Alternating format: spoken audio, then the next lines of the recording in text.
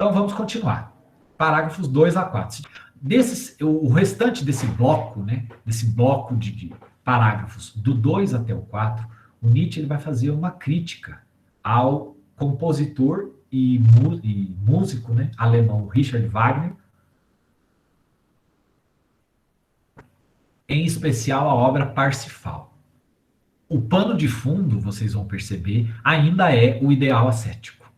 Tá? Mas ele vai tomar aqui a arte wagneriana como um tipo de exemplo de manifestação cultural da sua época que trazia em si os valores do ideal ascético. Bom, no parágrafo 2.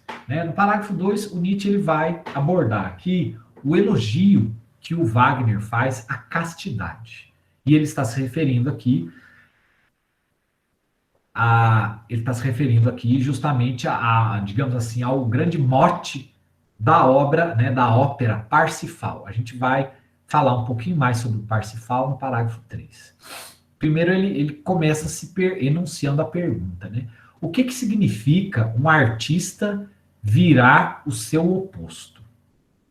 Quando Nietzsche enuncia essa pergunta no parágrafo 2, ele se refere ao fato de que o Wagner ele ficou conhecido nesse período, na segunda metade do século XIX, como um dos grandes ícones da arte alemã.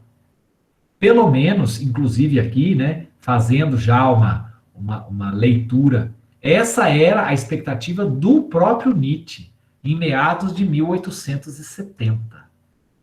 Quando Nietzsche tinha, na casa ali dos seus 25, né, na casa dos seus 25, 26 anos de idade, ele entrou em contato, começou a frequentar os círculos wagnerianos, né, os círculos dos apoiadores, dos admiradores do Wagner, e firmou uma amizade com Wagner, e a primeira obra que o Nietzsche escreve, O Nascimento da Tragédia, ele faz um elogio, né, bastante claro assim, ao Wagner. E ele entendia que a arte wagneriana, a música wagneriana, seria uma espécie de um renascimento de um tipo de arte que havia existido na época da Grécia Antiga, mas que depois do final do período da Grécia Antiga, esse tipo de arte entrou em decadência. Por isso que o livro chama-se, né, O Nascimento da Tragédia.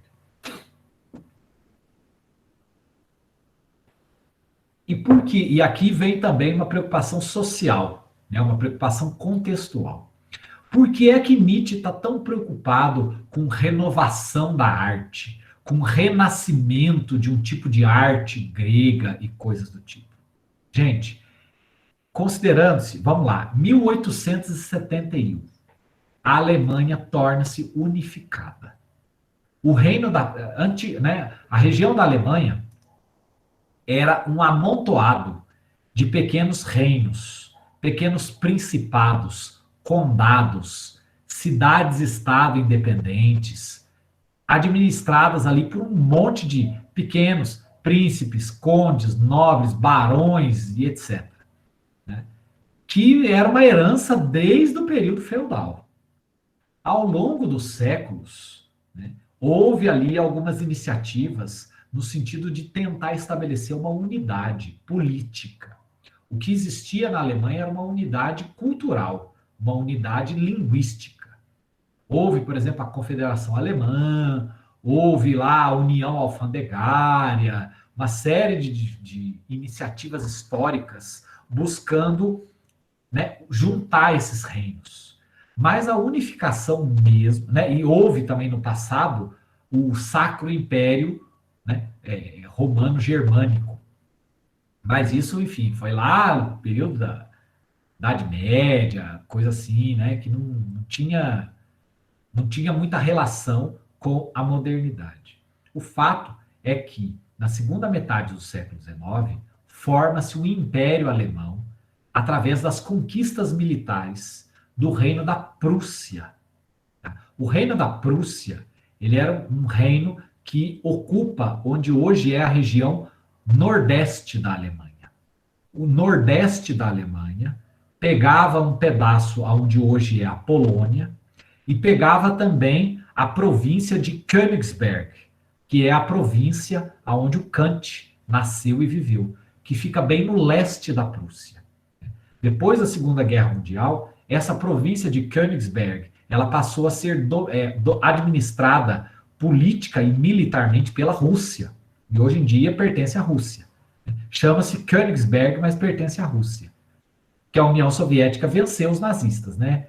Depois da Segunda Guerra Mundial, e aí aquela regiãozinha lá, eles falaram, olha, aqui vai ser a Polônia, ali vai ser a Alemanha, e sobrou um pedacinho de terra aqui, meio que sem dono, entre aspas. Vai pertencer à Rússia. Tá? E o que acontece? Houve a unificação militar através de uma série de guerras e também de pressão militar, porque a partir do momento que o Reino da Prússia se fortaleceu militarmente, ele começou a meio que impor a unificação para os outros reinos menores. O reino da Westfália, o reino da Saxônia, o reino aonde lá o Lutero pregou as 95 teses, né? Em Württemberg também. E tinha o outro maior reino, né, dessa região, era a Bavária, que ficava no sul da Alemanha, na fronteira com os Alpes, né? Então, essa cultura, é engraçado, né? É isso que aqui no Brasil nós entendemos como sendo a cultura alemã, né? Oktoberfest, né? As mulherzinhas loiras, com aquelas trancinhas, né? Os homens com suspensório, aquela coisa. Isso são trajes típicos e é uma cultura típica da Bavária, mas não é de toda a Alemanha, tá? Enfim, houve toda essa unificação alemã e depois da unificação, e isso acontece com todos os países, isso é um fenômeno histórico, e com a Alemanha não foi diferente. Depois da independência de um país, ou depois da unificação de um país, é absolutamente natural que surjam questões, primeiro, né, um nacionalismo exacerbado, tá? Um ufanismo ali muito forte, numa necessidade de, como é que eu vou falar assim, de afirmação coletiva da própria identidade. Se a gente for tentar encontrar o equivalente para o ser humano, seria mais ou menos o seguinte: assim que um país ele alcança a sua independência, é quando o ser humano chega na adolescência. E ele quer provar para todo mundo que ele é independente, que ele tem uma identidade própria, né? Que ele não é igual aos pais dele, ele quer afirmar, ele quer encontrar o seu espaço. Ora, nessa busca e nesse monte de discussões sobre a identidade própria, a gente tem, por exemplo, usando como exemplo aqui, né, a vertente brasileira, né, Canção do Exílio, Gonçalves Dias, 1822, período da independência. A afirmação da identidade brasileira é as belezas naturais. Minha terra tem palmeiras onde canta o sabiá. Né? Foi parar até no hino nacional, lá um trechinho da Canção do Exílio, do Gonçalves Dias.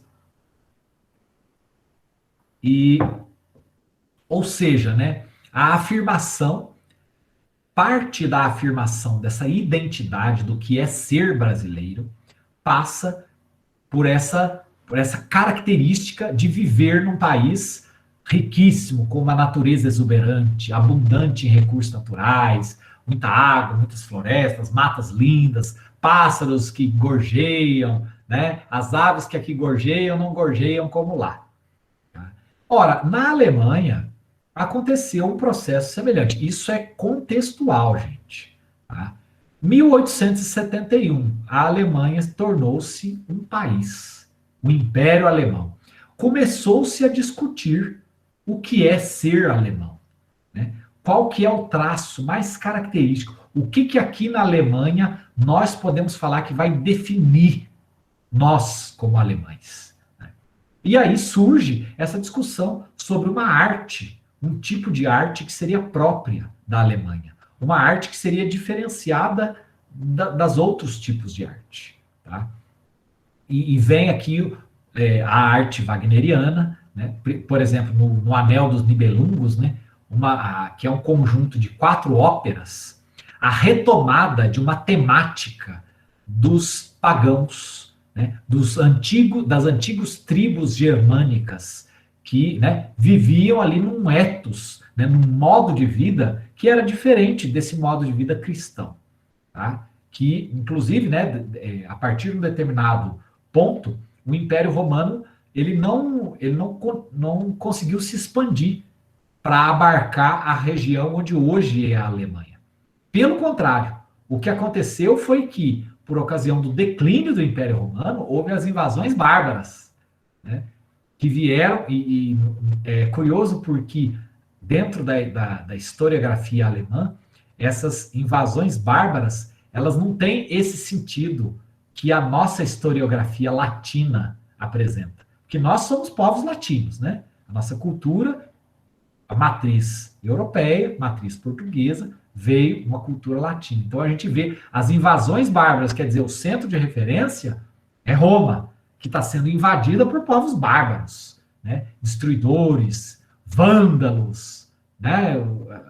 Uma das tribos bárbaras se chamava vândalos, né? E hoje em dia é usado aí para o cara que simplesmente quer fazer uma destruição sem sentido, né? Os godos, os visigodos, né? Enfim, né? Uma série de tribos lá. Ora, do ponto de vista da historiografia dos alemães, é diferente, né? Eles falam do Völkerwanderung, né? Que seria a migração dos povos, aonde os povos alemães, que estavam lá na Alemanha, eles migraram para ocupar outras regiões. E no momento em que esse contraste, né, entre, de um lado, uma perspectiva majoritariamente romano-cristã, e, de outro lado, essa perspectiva, né, germânica pagã, né, esse contraste ele acabou estando presente nesses debates que aconteceram na Alemanha, porque lá os alemães estavam preocupados em afirmar a sua própria identidade para o resto do mundo. Assim como um adolescente, né, que quer provar para todo mundo que ele é capaz, que quer, né, sai por aí fazendo as coisas para criar a sua própria identidade. Bom, nesse contexto, o jovem Nietzsche, 1872, escreve um livro chamado Nascimento da Tragédia, onde ele vai dizer que o fato da arte wagneriana recuperar esses elementos da antiga mitologia dos povos germânicos, dos povos pagãos, né? Aqueles valores, aquela cultura, né? E retrabalhar isso num tipo de arte, né, que estava fazendo grande sucesso ali na segunda metade do século XIX, Nietzsche tinha esperanças de que isso fosse, cara, olha, aqui é a renovação cultural. Aqui é o surgimento de um novo tipo de paradigma cultural que vai se contrapor àquele velho paradigma cristão. E por isso ele fez um grande elogio da arte wagneriana, né? Ele foi um grande admirador da arte wagneriana até que aconteceu o seu rompimento. Esse rompimento aconteceu ainda, né, no finalzinho da década de 70 ali. A década de 70 do século XIX, tá, gente? Claro, né? Bom, e aqui, então, feito toda essa explicação do contexto, a gente volta para a pergunta que o Nietzsche anuncia aqui no parágrafo 2. O que significa um artista virar o seu oposto? Por quê? Né? Porque dentro daqueles valores germânicos, aqueles valores pagãos, né, que são tematizados por várias óperas wagnerianas, né, dentro dos valores pagãos, a castidade ela não tinha toda essa valorização que ela tem no cristianismo. Tá? E aqui o Nietzsche ele vai desenvolver um pouco essa ideia, né? Ele vai nos dizer o seguinte, olha, a simples presença da castidade numa obra de arte não é por si só um motivo de repúdio, nem um problema. Por quê? Na arte produzida por indivíduos bem logrados, por indivíduos fisiopsicologicamente saudáveis, esse contraste, né, das pulsões entre, de um lado, o desejo sexual, a sede de afirmação da vida, e de outro lado, o bloqueio desse impulso, o imperativo da castidade. Esse contraste ele serve como um estímulo para a vida, nas naturezas fortes e bem logradas. E aí ele termina dizendo, bom, porém, quando desgraçados suínos, né, entre aspas, ele usa essa expressão, quando eles louvam a castidade, o que eles querem fazer? Eles querem, na verdade, eles apreciam somente esse contraste terrível. Tá? Portanto, a forma por meio da qual esse contraste entre o desejo sexual e o imperativo religioso da castidade é tratada, né, por esses desgraçados suínos é de negação da vida. Tá? O Nietzsche, ele não disse diretamente, mas eu já estou adiantando aqui. No entendimento de Nietzsche, o Wagner, ele é um desses suínos desgraçados. Isso vai ficar mais claro mais adiante. Prossigamos. Parágrafo 3. No parágrafo 3, Nietzsche ele faz uma discussão mais centrada em torno da ópera Parsifal.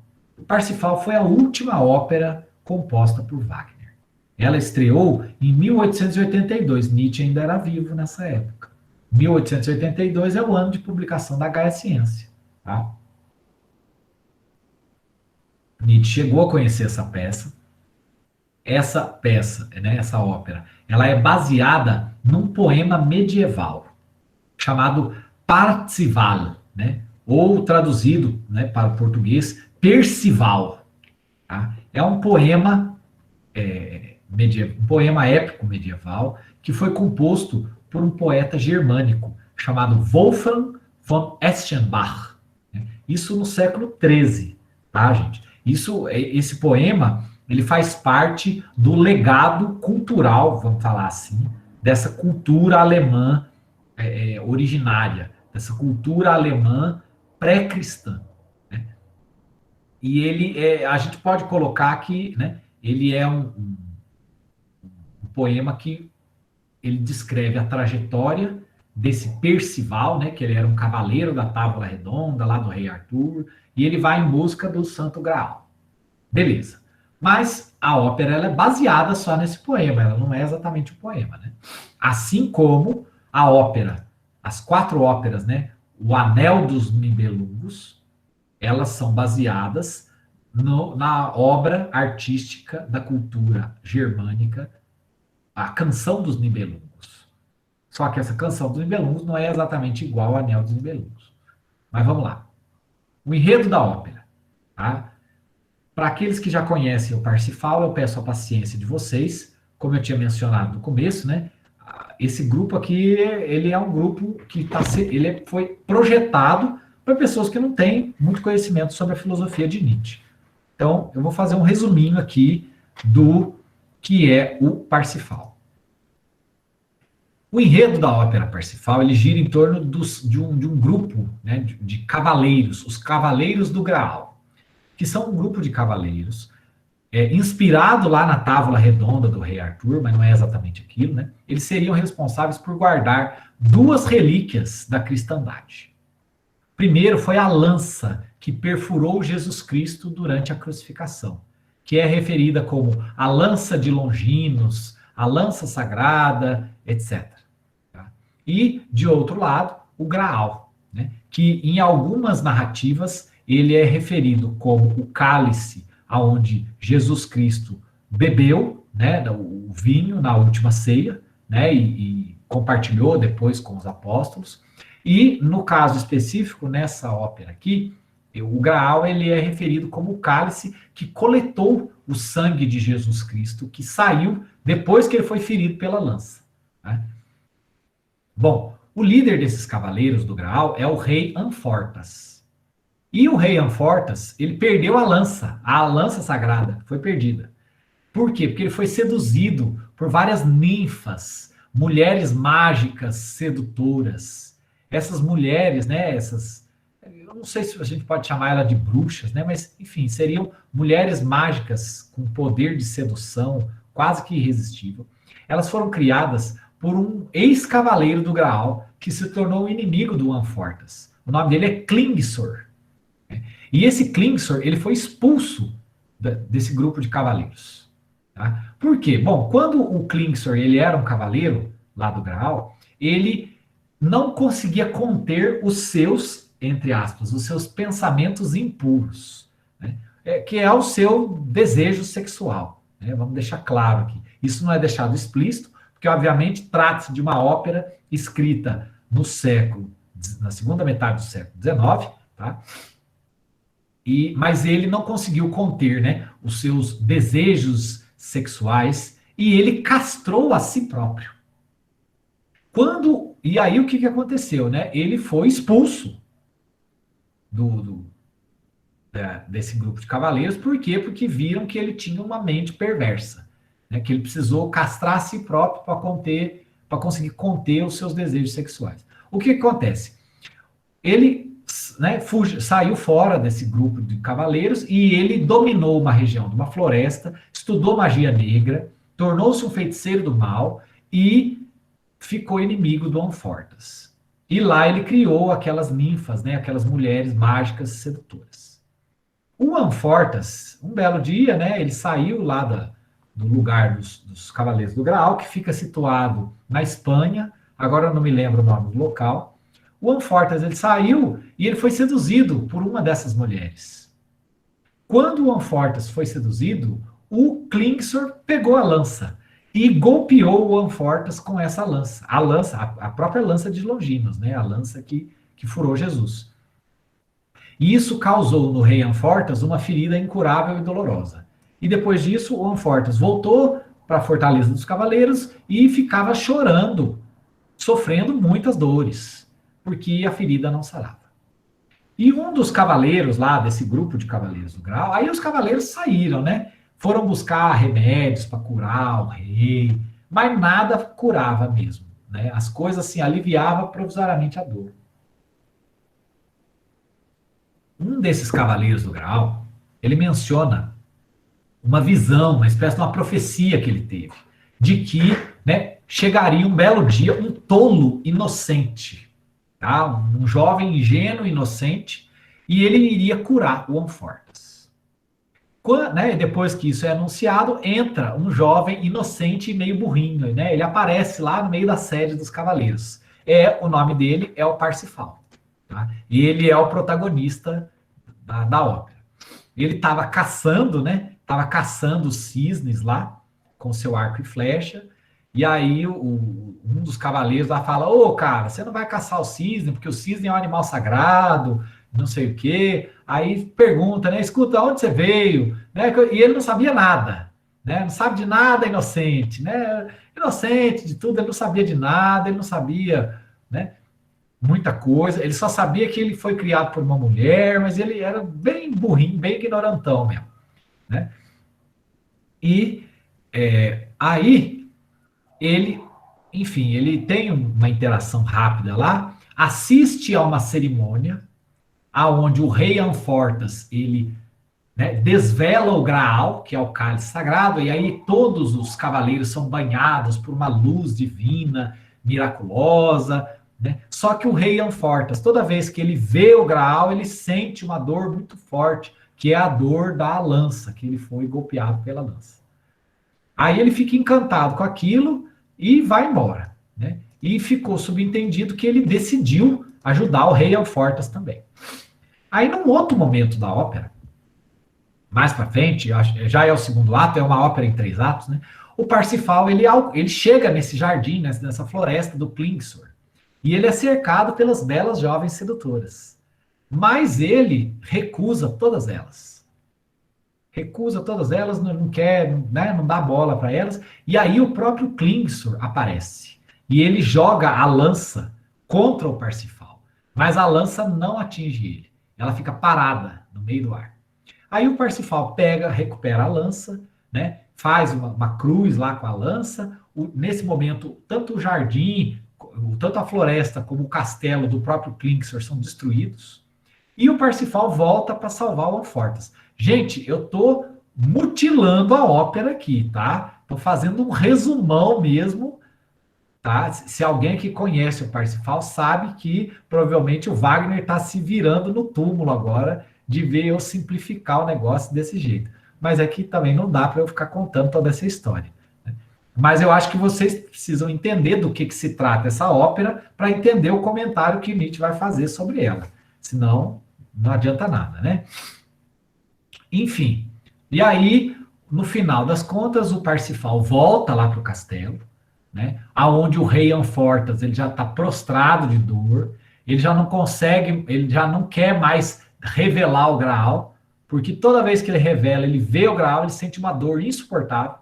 E ficou muito tempo lá o Graal encoberto. E os cavaleiros estão todos tristes, porque não tem mais a cerimônia, eles não são banhados pela luz sagrada do Graal, tudo mais. Aí chega num momento lá que o Anfortas ele já está desejando a morte. Ele fala, olha, me mata logo aqui, porque eu tô com essa ferida, não cura e nada resolve.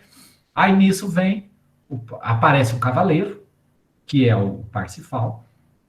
Ele mostra a lança dele, né? E ele encosta a lança na lateral do Anfortas, a ferida é imediatamente curada, e aí o Anfortas se recupera, revela o Graal, todos são banhados pela luz divina, maravilhosa, oh, né? E termina a ópera.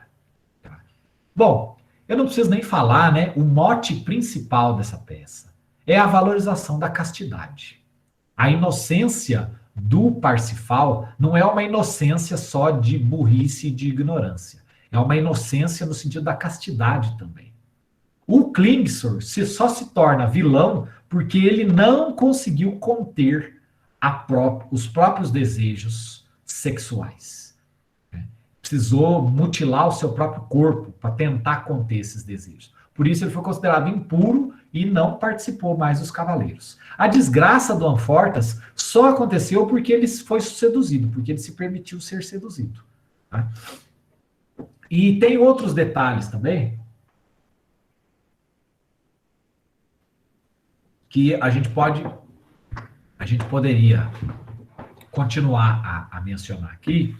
Tem uma personagem feminina que ela, no fim das contas, ela é meio que uma espiã, assim, porque ela está presente entre os cavaleiros do Graal, mas lá na floresta do Anfortas, ela também tenta seduzir o Parsifal. E o Parsifal, ele acaba concedendo só um beijo nela. Eu realmente esqueci o nome dessa personagem feminina. Mas aí, quando ele dá o beijo nessa personagem feminina, ele sente a dor do Anfortas. E uma dor excruciante, aí ele não quer mais. Né? Ele não quer, digamos assim, ceder mais aos impulsos sexuais, à lascívia e à sedução desta mulher, né? Que era uma serva do Anfortas lá.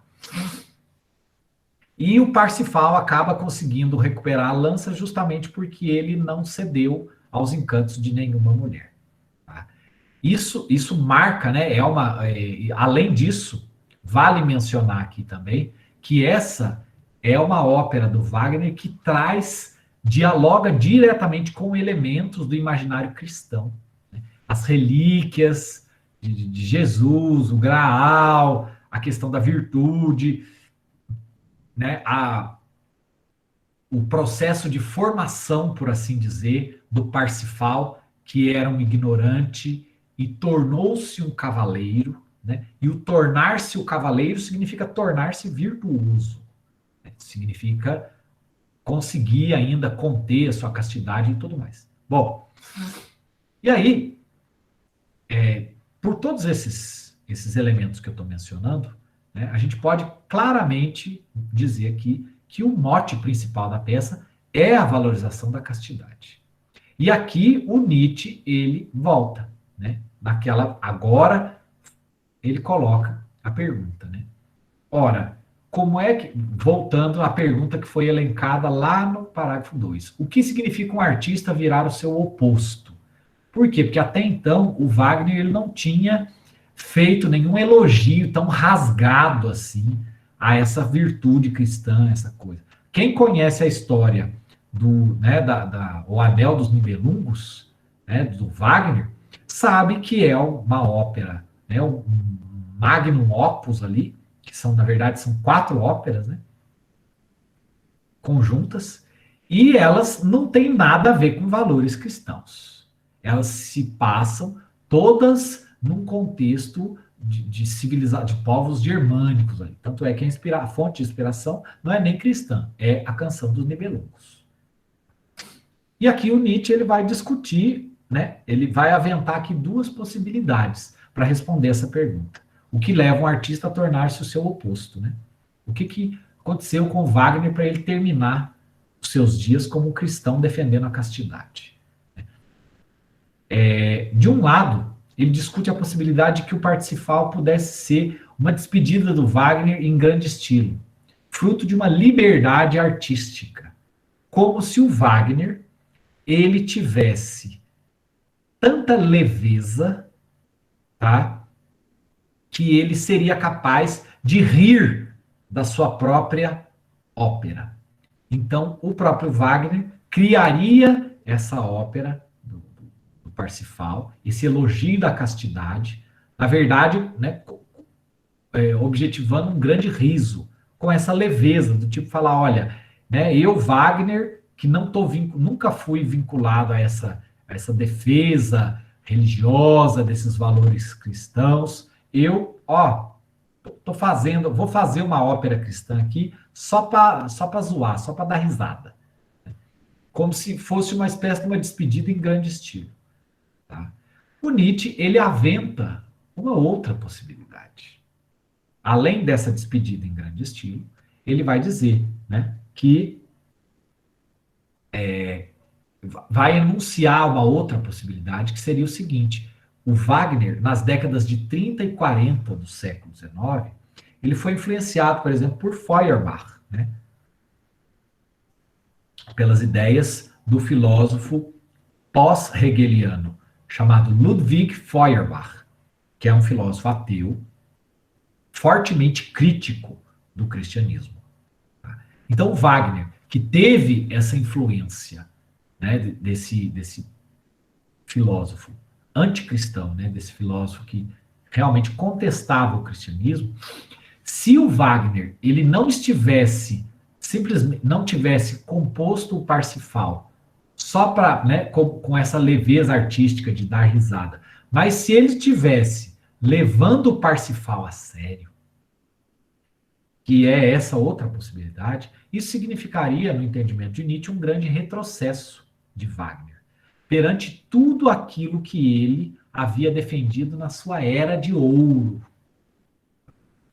O Nietzsche, ele enuncia essas 2 possibilidades na forma de perguntas.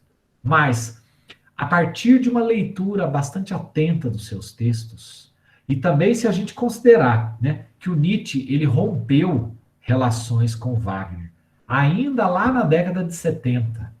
Tá? E também, se a gente for basear a partir desse livro aqui, né, que é o Caso Wagner, tá? Que foi um livro publicado por Nietzsche em 1888, ou seja, né, no ano seguinte da Genealogia da Moral.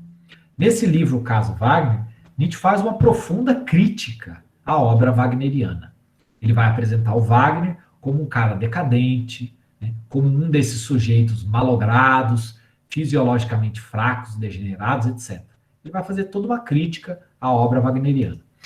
Tá? Considerando-se tudo isso, tá?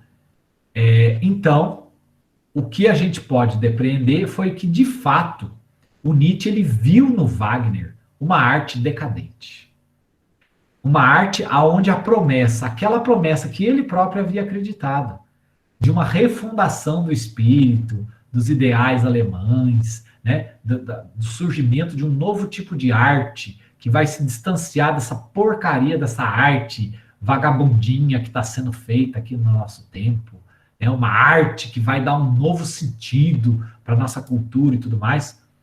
Tudo isso caiu por terra e foi substituído por uma bajulação barata do cristianismo, somado aí, né, a uma bajulação também do patriotismo do Império Alemão, tá? que são basicamente os dois grandes tópicos da crítica que o Nietzsche vai fazer ao Wagner. Ele vai dizer que a arte wagneriana acabou cedendo, né, ao cristianismo, acabou degenerando no cristianismo, e ele vai dizer que a arte wagneriana,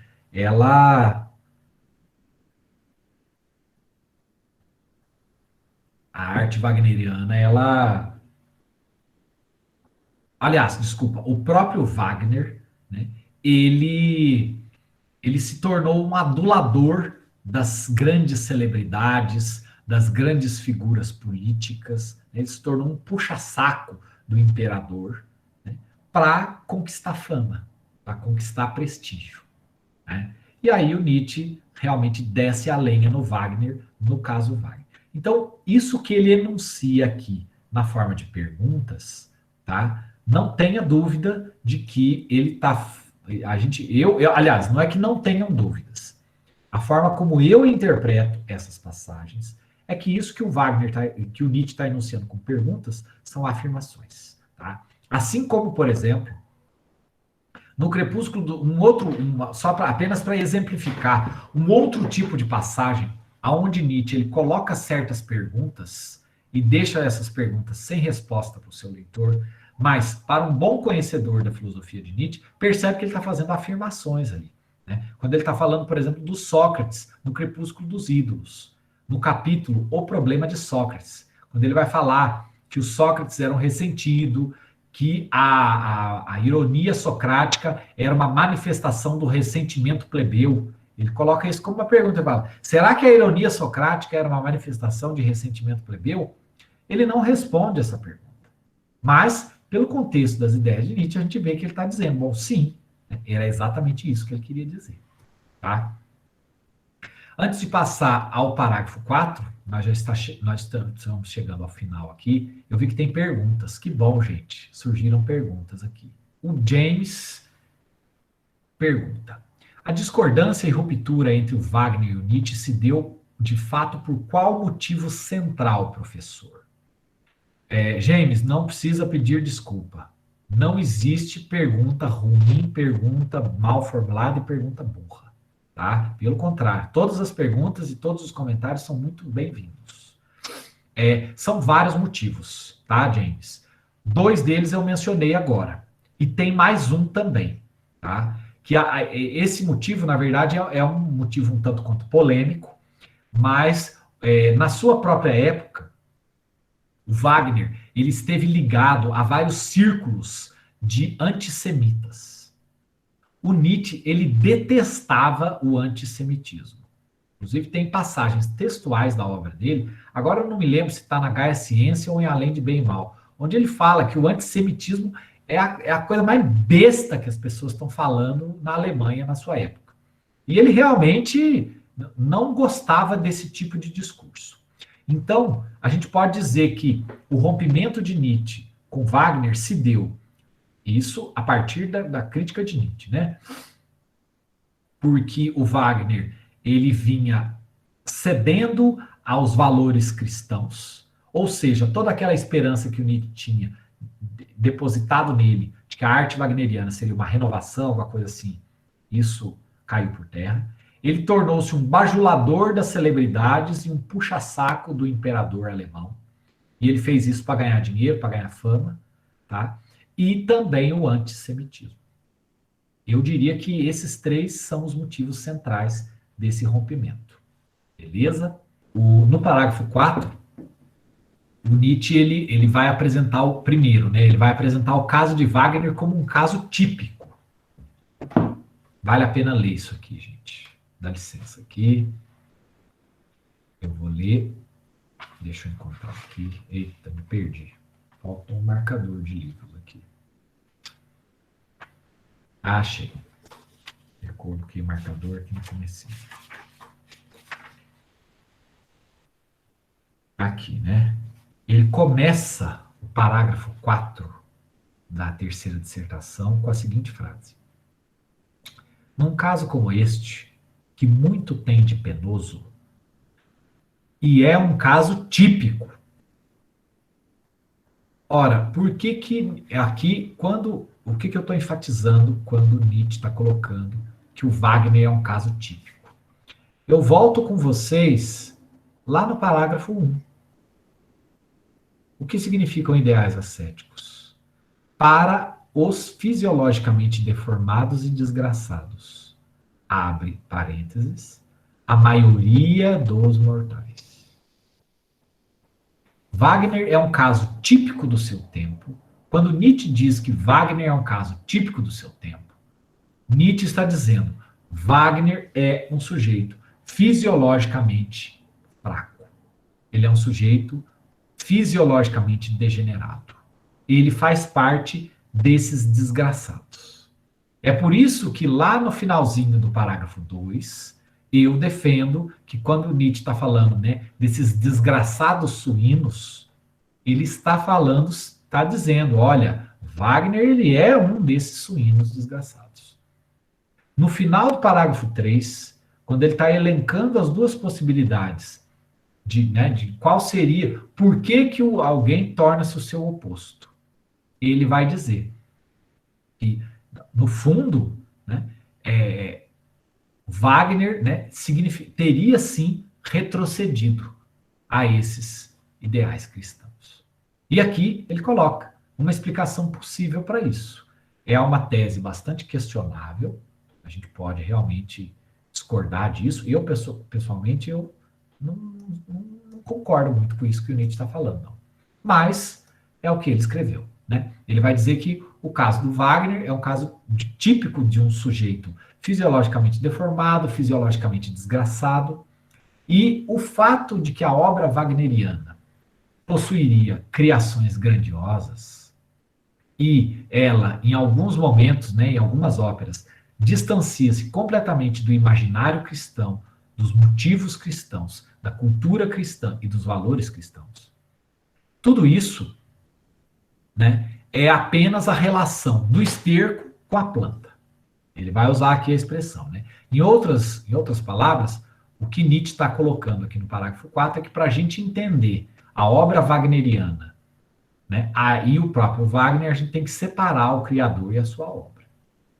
Né? O Wagner, ou seja, no fim da vida, né, depois de se cansar dessa irrealidade, né, depois de se cansar de produzir coisas que não correspondem a ele próprio, porque ele coloca aqui, né, um trechinho aqui do parágrafo 4, tá? Devemos nos guardar da confusão em que, por contiguidade psicológica, para falar como os ingleses, um artista cai facilmente, como se ele mesmo fosse aquilo que ele é capaz de representar, de conceber ou de exprimir. Na verdade, se ele, né, se o artista o fosse, não o poderia representar.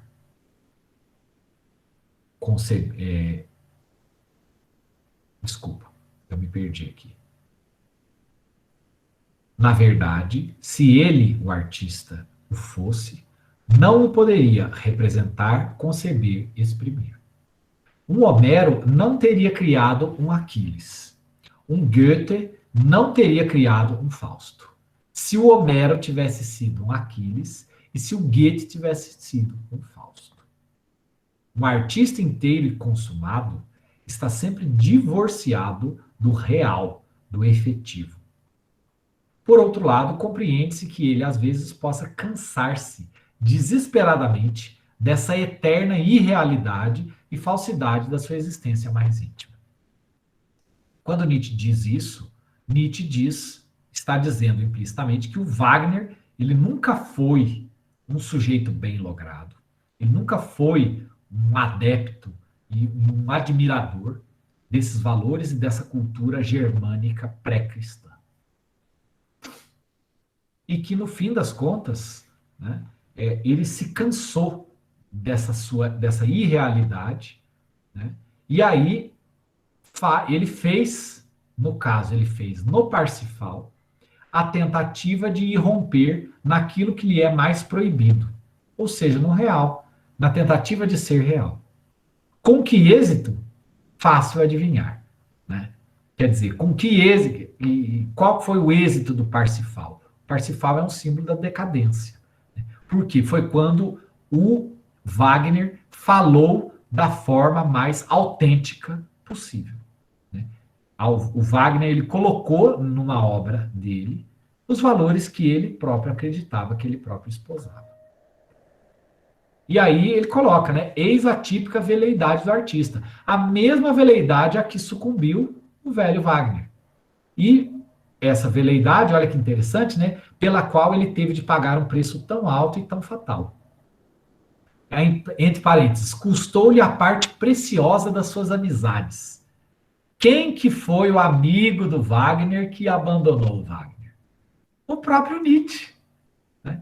Então, aqui o Nietzsche está falando de si próprio, né? Como se a parte preciosa das amizades do Wagner, que era ele próprio, ó, pra você ver, o cara perdeu. Por quê? Porque ele se rendeu, né? Ele quis, né, se render a esses princípios aí. E ele continua, né? É interessante que a gente consegue ver ecos do próprio Nietzsche nesse comentário aqui, né? E aqui prossegue, né?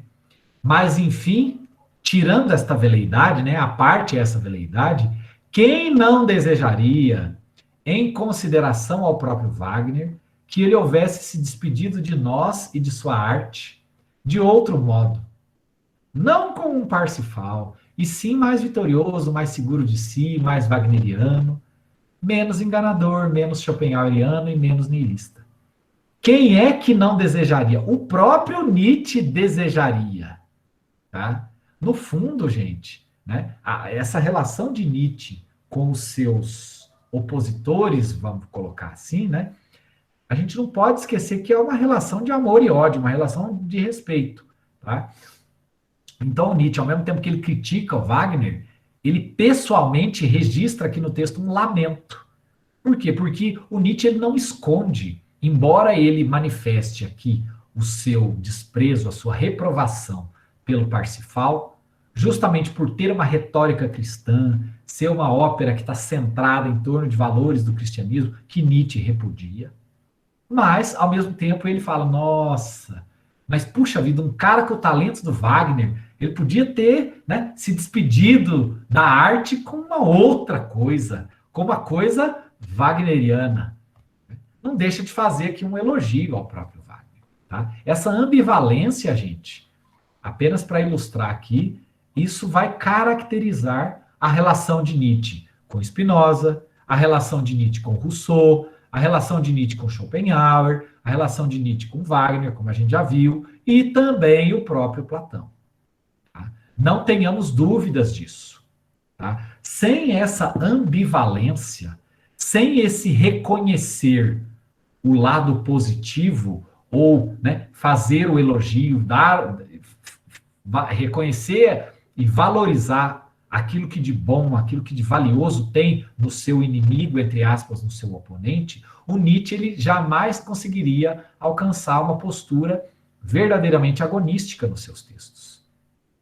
É por isso que eu faço referência a esse tipo de passagenzinha, que às vezes é um detalhe irrelevante, para mostrar que, olha, né, nossa, mas o Nietzsche é o grande inimigo do cristianismo. Ele não suporta Wagner. Opa, peraí. Né? Ele não quer nem destruir completamente, acabar com o cristianismo. Muito menos ele vai denegrir completamente a obra wagneriana.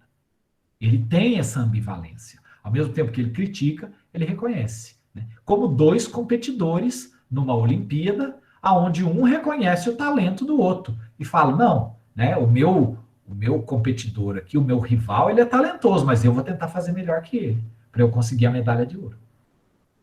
Pensar desta forma, acolher as diferenças, é portar-se de forma agonística. Tá? E eu acredito que isso é algo que não está presente, né, só como algo valorizado por Nietzsche, mas isso perpassa, inclusive, a forma por meio da qual ele escreve. E esse trechinho aqui que eu estou citando é um desses exemplos. Tá? Bom, e por fim, apenas para finalizar, né, quando ele coloca aqui, né, que o Parsifal ele é, né, uma ópera enganadora, schopenhaueriana e nihilista, a gente já estabelece a ponte para os próximos 4 parágrafos que vão ser discutidos na semana que vem. Essa finalização com Schopenhauer, né, o tratamento da negação dos instintos e tudo mais, isso vai ser tematizado nos próximos 4 parágrafos. Quando Nietzsche, a gente pode, se por um lado a gente pode grosseiramente nomear, né, esses parágrafos 2, 3 e 4 como uma discussão centrada em torno do ideal ascético na arte wagneriana, agora, daqui para frente, ele vai começar a falar do ideal ascético na filosofia. E ele vai tomar como interlocutor o Schopenhauer. Pergunta rápida aqui, né? Carlos coloca a pergunta. Assim como aconteceu com Wagner, me parece que houve também uma grande decepção com Lutero. Com referência ao Lutero, está em que obra de Nietzsche? Olha, o Lutero tem referências do Lutero em Aurora, em 1880, aforismo 88 de Aurora, ou aforismo 68 de Aurora. Tá? Tem também referência de Lutero no Anticristo. No Anticristo tem referência. Ele não tem, assim, uma característica, né? Ao contrário do que acontece na genealogia da moral, onde a gente tem uma sequência de parágrafos que estão discutindo um determinado assunto, os outros livros de Nietzsche são obras aforismáticas, tá? E aí a gente tem muita coisa espalhada. Aí você pega um aforismo aqui, numa obra, um na outra, na outra. Eu não sei de cabeça agora, mas eu tenho mais aforismos importantes, onde Nietzsche dialoga com Lutero, que eu posso trazer na semana que vem, tá? Carlos, Lutero seria também um desses desgraçados? Olha, pelo menos em um dos aforismos de Nietzsche, que ele vai discutir lá em Aurora, embora naquela época ele ainda não tenha feito, né, toda essa caracterização de fisiopsicologia e tudo mais, mas ele apresenta o Lutero como um decadente, sim, tá? Lá em Aurora. Eu trago na semana que vem mais indicações sobre a Aurora. Meus queridos, minhas queridas, agradeço a todos vocês pela paciência, pelo interesse de acompanharem aqui as nossas discussões. Obrigado por aqueles que fizeram perguntas. Obrigado também àqueles que ficaram com suas câmeras ligadas aqui. Para mim foi muito bom. Desejo a todos vocês uma boa semana, tá? Estamos aqui apenas começando, né? Espero encontrar todos vocês às 19 horas na semana que vem para a gente continuar a nossa discussão, tá bom? Um grande abraço para vocês. Se cuidem, tá? Usem máscara, façam a higiene das mãos, mantenham o distanciamento. Nós não estamos seguros ainda. Pelo menos eu não, ainda não. Aliás, né, enquanto a gente não vacinar uma boa parte da população, a gente não vai estar seguro ainda. Tudo de bom para vocês. Muito obrigado. Boa noite. Até mais.